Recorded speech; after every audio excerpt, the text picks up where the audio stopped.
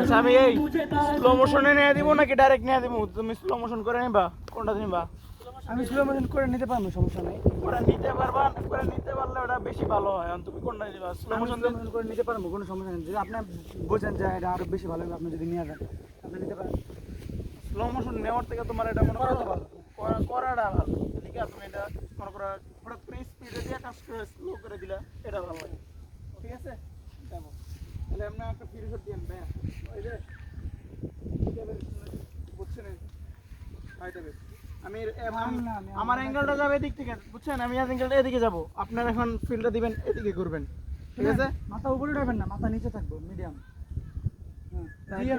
White lens তো আছেই না? উপরে না, আরে নোবেলের মতো নাকি এটা হোয়াইট দেয় নিমু কোনটা?